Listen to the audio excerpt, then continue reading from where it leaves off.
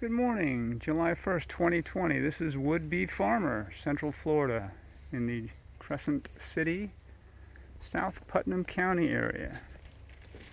So we've just had at least a half inch of rain. It's kind of green and lush here, so let's see what's going on.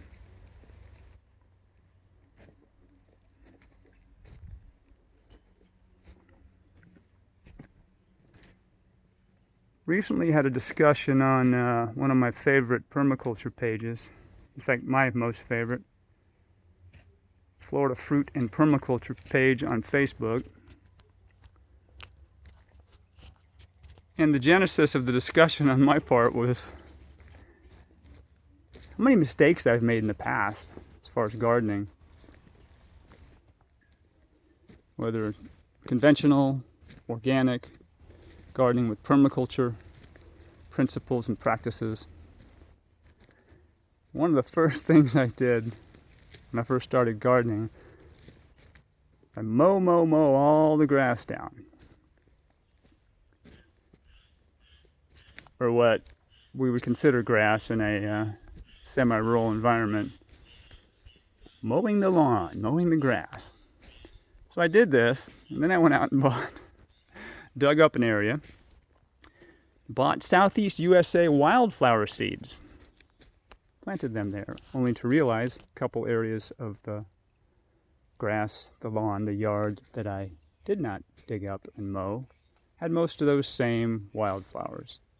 So that brings me to my recent discussion where I asked about the Florida natives and whether they were nitrogen fixers, important for the soil, insect attractors, bring pollinators in, important for other natives as well as the plants we bring in, dynamic nutrient accumulators, are they the types of plants that have long tap roots that go way down into the soil and bring up nutrients that more shallow-rooted plants can't access, and either through root die back, through leaf drop, they make these nutrients available to the other plants. So my question was I removing some of these who were providing great function to bring in things I read in permaculture books, and those permaculture books being from Vermont or Australia or Oregon? Because if I was doing that, it really didn't make a lot of sense. An example, and I'll show you right here.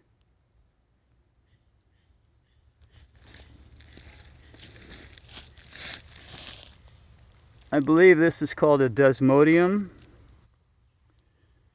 See these guys? These are these little things we call hitchhikers that get all over our clothes.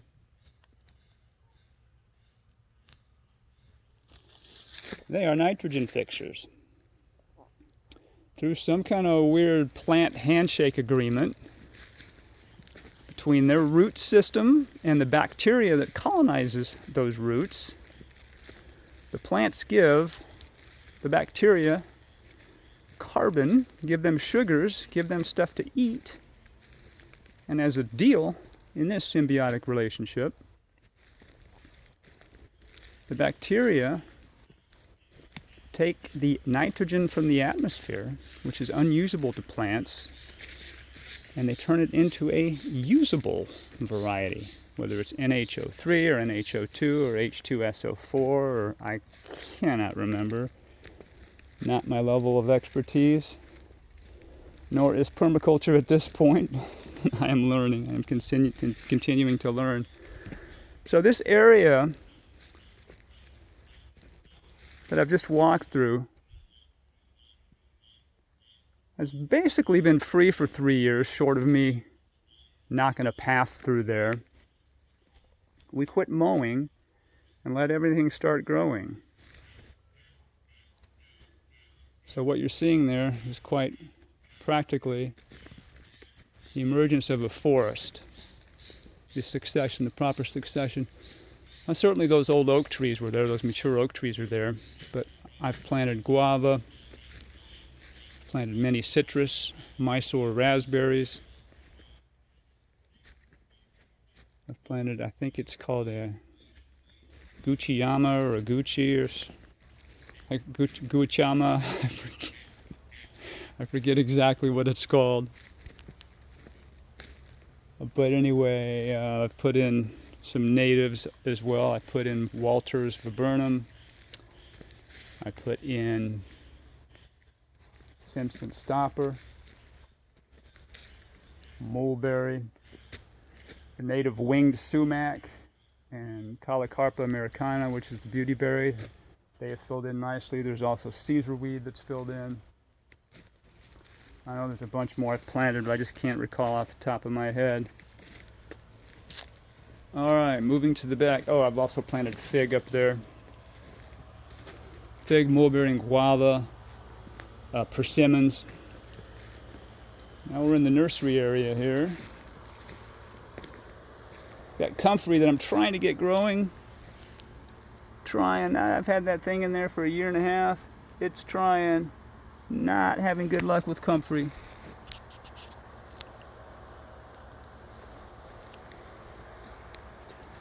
Got a couple of banana pups that I got for free from our local naturist club. All you have to do sometimes is ask people. I got bananas from them. I got bamboo. I'll show you the bamboo right now. It's over here to the right, just past the fence line. What I lovingly call the pig fence. Got one growing here, one growing behind it there. One in the back is doing real well. Should have brought my pointer, but my finger will have to work. Oh, and this is a newest addition to one of the newest additions to our family. What's your name? I knew it when I woke up. Sela. That's Sela. Hey, Sela. What? Talking to you. You're a star. All right. Grapes growing here. Got ivy gourd, also known as tundura. It's turned into kind of a neat cucumber-like fruit. Some people eat them when they're green. We've tried them, awfully bitter. Tried them for 2 years. But they're getting ripe there. When they get ripe, they don't have much flavor at all. They're to us, to me anyway, they're just soft. But it's food, and it's growing food. And squash and cucumbers are hard to grow in Central Florida. That's something that I can grow. As long as I keep it in check, I think it's going to be okay. In some areas, it's considered invasive. I think it'd be a real big problem in South Florida. But I'm keeping an eye on it here, and if it eats the house, I'll start cutting it back. Here's some more of this ivy gourd tundura. Greens are edible. Like all greens, try to get them earlier when they're younger, a little more tender. The more mature they get, tend to have fuller flavor, a little bitter. But also, bitter tends to mean more nutrients. All right, this is a new plant experiment I'm trying. I think these are designed for zone 10. We're in a zone 9 area. And this is LS. LS is what I remember it. And that's Lagana LS. I think it's called calabash or bottle gourd perhaps. But I planted between 20 and 25 of those in different areas in the property. So we'll see what's going on. We'll see what happens.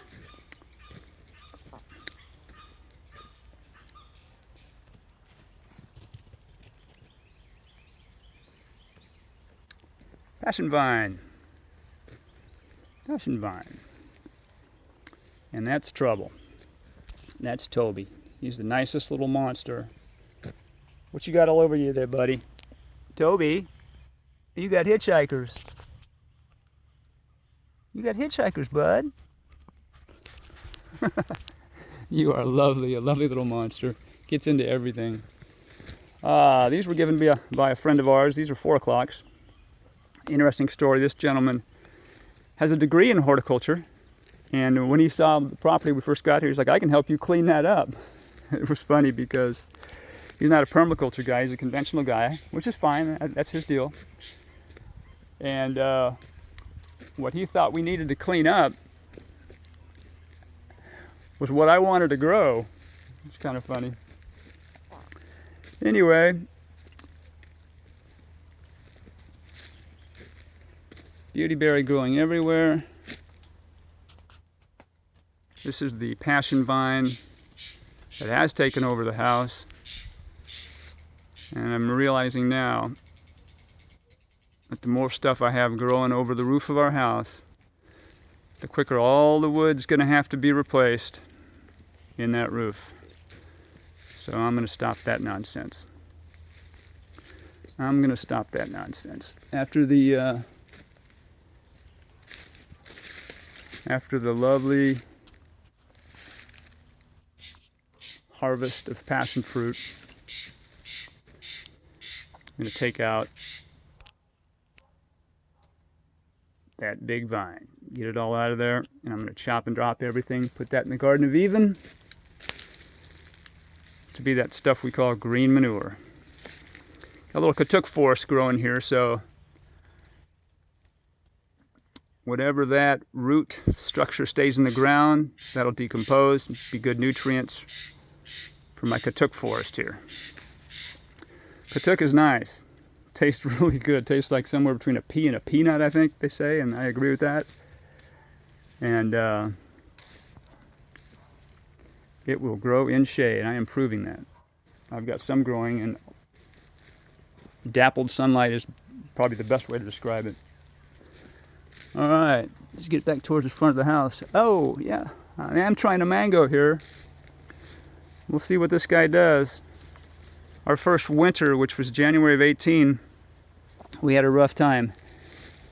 And not being as knowledgeable as I needed to be, I covered that guy, but didn't do a really good job of keeping it insulated. We had, I think we had 3 days of 25 degrees in a 10-day period. Bang, died to the ground, as well as many of my plants. But as one fantastic expert gardener, Alex, told me, he got good by killing plants. So I'm going to follow in his footsteps.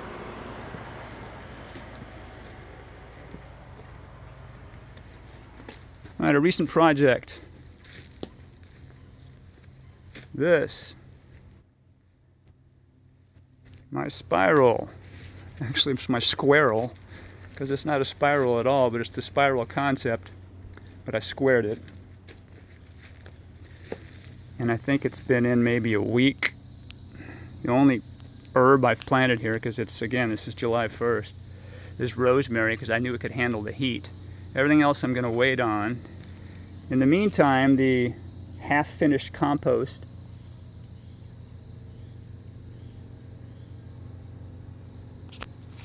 that I put in underneath the seasoned wood chips is already giving me some plants. Those to me look like they might be papaya, but I am not sure. I am not sure about that.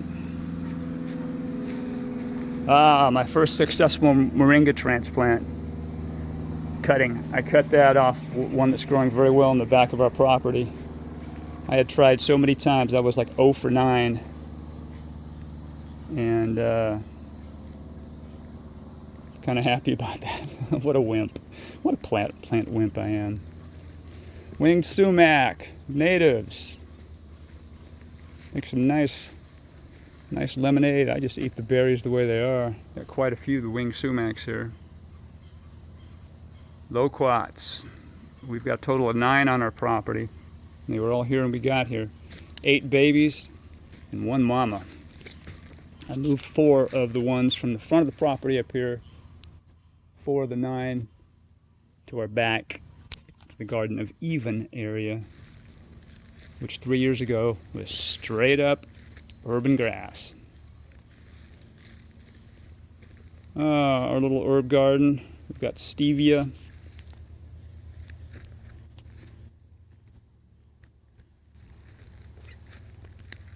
We've got an apple mint struggling here.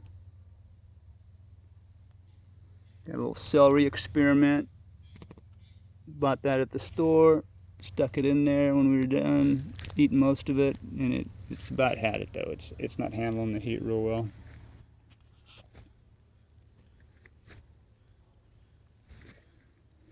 Oh, here's a neat plant here.